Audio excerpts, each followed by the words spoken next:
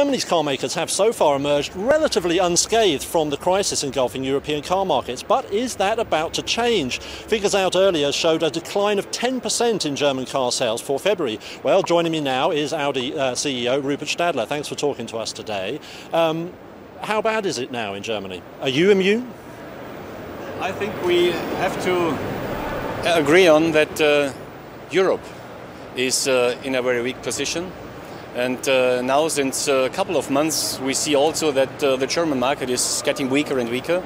But nevertheless, you know, if your brand has good values, if your product is in good shape, you should not fear a market which is going backwards. So we fight back, we have good product, and we feel, at least because of our international presence, let's say in a good balance. Can you tell us anything about your February sales? January was excellent, February was very good, and January, February together was once again a growth pattern in our history. When do you think we can expect to see an upturn? I mean, is it too much to hope for an upturn this year? I think we will see, at least in Europe, still the next 12 to 18 months weak markets. There is no big surprise in coming upwards by customer desires. Looking outside Europe, where are we seeing growth? I mean, we did see last year some easing in demand for luxury cars in China, for example. What is your feeling on China now?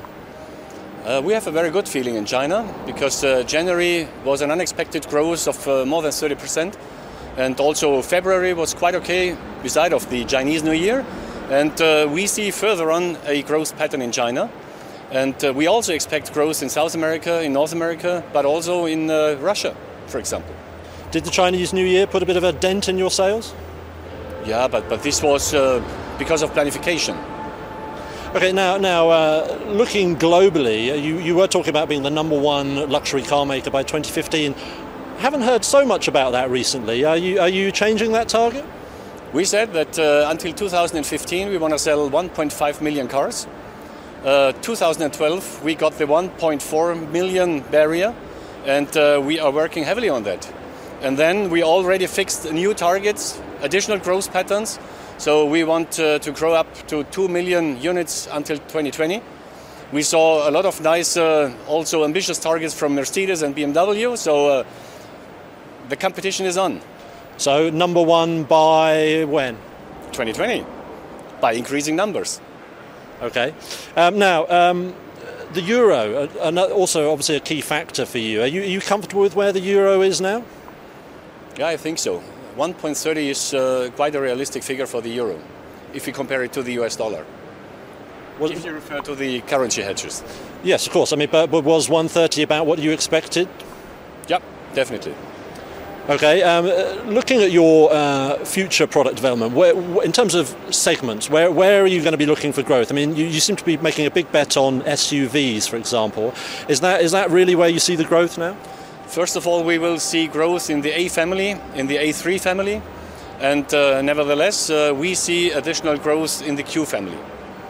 Because the SUV segments, as a trend, will grow in all the markets, all over the world.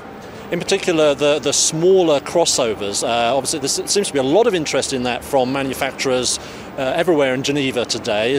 How interesting is that segment for you? We have already shown in Paris last year the Crosslane Coupe. So this is a kind of car which we would like to see in the future because it gives you comfort, it gives you a feeling, a security feeling, and this type of cars are also fuel efficient because we will use plug-in hybrid technologies anyhow in the future. I mean, every manufacturer piling into that space now, though. I mean, is there room for everybody there? Yeah, then you have to be quicker and faster than the others. This is competition.